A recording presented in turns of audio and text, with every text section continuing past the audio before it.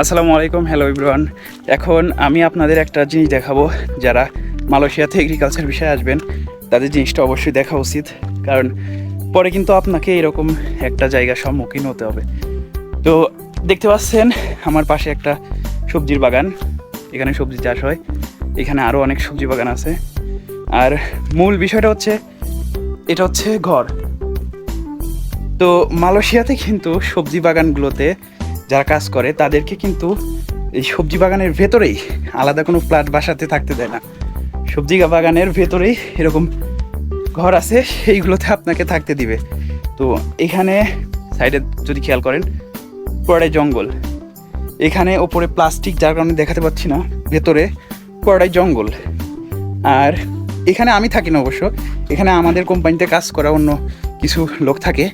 তো একটু ঘরটার অবস্থা যদি লক্ষ্য করেন, তালা বন্ধ, তারা এখনও আসে নাই। আর মূল বিষয়টা দেখানোর হচ্ছে এই দেখেন, এই সাইডেও জঙ্গল, চারদিকে জঙ্গল, মেনে নেওয়া যায়, সমস্যা নাই। তবে মূল আকর্ষণটা হচ্ছে ওই যে যদি লক্ষ্য করেন, ওই যে দেখা যাচ্ছে, হয়তো ক্লিয়ার দেখা যাচ্ছে না, পুরো পাহাড়, সাইডে এসে ভিডিও করতেছি, ওই যে দেখতে পাচ্ছেন ওইটা হচ্ছে বাজার। আপনি মালয়েশিয়াতে আসবেন, সবজি বাগানে আসবেন, এগ্রিকালচার বিষয়তে, পাম বাগান বলেন, ফুলের বাগান বলেন, সবজি বাগান বলেন, যে কোনো বাগান আসেন, এরকম একটা পরিবেশে আপনাকে যদি রুম দেয়, আর সকাল 8টা থেকে সন্ধ্যা 6টা পর্যন্ত, কোনো কোনো জায়গায় 7টা 8টা ডিউটি করলেন, ফাইন। ডিউটি করার পর আপনার বাজারে যাওয়ার দরকার, বাজারে যাবেন, ওই যে নিচের পাহাড়টা। মালয়েশিয়াতে কিন্তু পাহাড়ি অঞ্চল, সবজি বাগান, ফুলের বাগান, ফলের বাগান, যে কোনো এগ্রিকালচারের কাজ এরকম পাহাড়ি অঞ্চলে।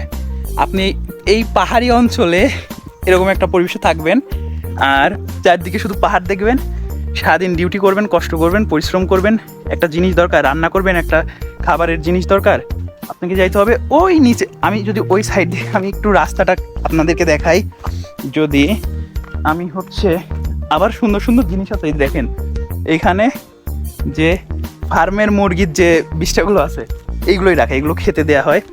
তো এই হচ্ছে রুম, এখানেই রাখা, সুগন্ধ কিন্তু সুন্দর, এই পরিবেশে থাকতে হবে। তো ভাই এখন বর্তমান যারা মালয়েশিয়াতে ঢুকতেছে আমাদের বাংলাদেশ থেকে, ইন্ডিয়া থেকে, তারা কিন্তু আমি ম্যাক্সিমাম দেখতেছি আমার মতো বয়সী, আমার থেকে হয়তো 10 বছর বড়, হয়তো 2 4 5 বছরের ছোট, এক কথায় 18 17 18 বছর থেকে শুরু করে 30 35 এই বয়সে সবাই মালয়েশিয়াতে ঢুকতেছে। তো এই বয়সে আপনি দেখেন একটা পরিবেশ, আমরা যারা মালয়েশিয়াতে আসি লাইফস্টাইল কেমন চাই, একটা হাইফাই কাজ হবে, ভালো একটা ফ্ল্যাট বাড়িতে থাকতে দিবে, সুন্দর বেড হবে, দিন শেষে ডিউটি করবো, একটু শহরে ঘুরবো। তো ভাই আমরা এই পরিবেশ চাই, কিন্তু দেখেন আমি নামতেছি, এটা পাহাড়ি ঢালু রাস্তা। তো আমরা এই মেন্টালিটি নিয়ে যারা বাংলাদেশ থেকে বিদেশ আসি, তারা ভুলেও ভাই এগ্রিকালচার বিষয়ে আসবেন না। এখন অনেকেই বলতে পারেন আমি কেন আসছি, ভাই আমি একটা দালালের ইসে পড়ে সিস্টেম করে আমি অন্য কাজে আসছিলাম, কিন্তু আমার এখন আল্লাহ নসিবে এখন রাখছে এগ্রিকালচারের যে কৃষিকাজ করতেছি। আমিও কিন্তু স্টুডেন্ট ছিলাম, বাংলাদেশে লেখাপড়া করছি, ভালো একটা ভাবছি যে বিদেশে যাবো, একটু হাইফাই লাইফস্টাইল থাকবে, কিন্তু এই যে এরকম হাইফাই পাহাড় পাইছি, এরকম পাহাড় চড়তে হচ্ছে, বুঝতে পারছেন? তো আপনাকে যদি খেয়াল করে দেখাই, আমার এই পাশে, ওই পাশে দেখালাম না, তো আরেকটা বাজার আছে এই সাইডে, ওই যে দূরটাতে বাজার। তো এই বাজারে যাইতে হইলে আপনাকে প্রথমত এই রাস্তা ধরে ওই সাইড দিয়ে, ওই যে দেখতে পাচ্ছেন জঙ্গল, ওইখানে একটা রাস্তা আছে, ওই দূরের যে রাস্তা ওইটাতে বাজারে যেতে হবে। আপনি সকাল 8টা থেকে 6টা ডিউটি করলেন, ডিউটি করার পরে আপনার শরীর পুরো ক্লান্ত, তখন আপনি এই পাহাড়ের রাস্তা দিয়ে নামবেন কিভাবে, বাজার হাতে নিয়ে উঠবেন কিভাবে? তো আসবেন মালয়েশিয়াতে এগ্রিকালচার বিষয়, পাম বাগানের পরিশ্রম বাদই দিলাম, এটা সবজি বাগান, সবজি তো জানেনই, এ দেখেন ছোট্ট ছোট্ট পাতা, এটা কাটবেন, লাগাবেন, পরিশ্রমের কাজ না, তবে সারাদিন করবেন, পরিশ্রমের কাজ না। তবে দিন শেষে যখন আপনার প্রয়োজনীয় জিনিস আপনি বাজার থেকে আনতে যাবেন, তখন ভাই আপনার 2 পা আপনার সাথে পুরো বেইমানি করবে, আর চলবে না, বলবে পা বডিরে বলবে তুই থাক, আমি জিরাই, বুঝতে পারছেন? তো মূল বিষয়টা দেখানোর উদ্দেশ্য এই যে ওই ওপরে ওইখানে কাজ করবেন, আর এখনো দেখা যাচ্ছে না ভাই, অনেক দূরে, অনেকটা, এটা রাস্তা ঘুরে নামতে নামতে নামতে নামতে যাওয়া হয় বাজারে। আর এই সাইডে আর একটা বাজার আছে। এটা সোজা রাস্তা না যে গাড়িতে উঠলাম চলে গেলাম, এখানে পায়ে হেঁটে যাইতে হবে। তো মূল উদ্দেশ্যটা এই, সবাই কিন্তু 100% সবাই এরকম আবার পাবে না, এরকম বাজে পরিবেশের রুমও পাবে না। আবার দেখা গেল যার নসিব ভালো, একটু ভালো পরিবেশে পড়লো, তখন আলহামদুলিল্লাহ। ওই যে দেখাই, ওই যে টিনের ইটা দেখছেন না, ওপরে টিন কিন্তু ভেতরে কার্পেট দিয়ে একটা রুম আছে।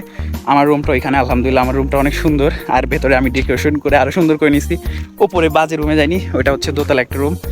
তো কিছু কিছু যাদের নসিব ভালো তারা এই পরিবেশে এসেও ভালো রুম পাবেন। তো ম্যাক্সিমাম এরকম বাজার হবে দূরে, আর এরকম কাজ করতে হবে। এই যে বাগানে এটা ফুলের, এই যে ভেতরে হচ্ছে ফুল গাছ আছে। তো এরকম পরিবেশে কাজ করতে হবে। দেখাই যদি, এখনও বাজারটা পুরাটা রাস্তা দেখছেন একেবারে ঢালু। এখান থেকে যদি আপনি 5 স্লিপ করে পড়েও যান, আপনার হাত পা একেবারে ফুল শেষ। বুঝতে পারছেন? পাহাড়, এটা মাথায় রাখতে হবে। তো নিচে নামে দেখাচ্ছি, এই হচ্ছে বর্তমান মালয়েশিয়ার হচ্ছে যে পাহাড়ি অঞ্চলগুলো। তো যারা আসবেন অবশ্যই ভেবে চিন্তে আসবেন, ধৈর্য ধরেন। টাকা খরচ করে যেহেতু বিদেশ আসবেনই, অন্য কোনো দেশ চেষ্টা করেন। অন্য কোনো দেশ না হলে মালয়েশিয়ায় আসার উদ্দেশ্য, আপনার আত্মীয় স্বজন আছে, বন্ধুবান্ধব আছে, আসেন। তবে একটু ধৈর্য ধরেন, ধৈর্য ধরে অন্য কাজে আসেন। সবজি বাগানের গার্ডেনের কাজে আইসেন না। ওই যে এখন এই যে বাগানের প্লাস্টিকের জন্য বাজারটা ঢেকে গেছে। ওই যে দেখেন দূরে বাড়িঘর, ওইখানে বাজার।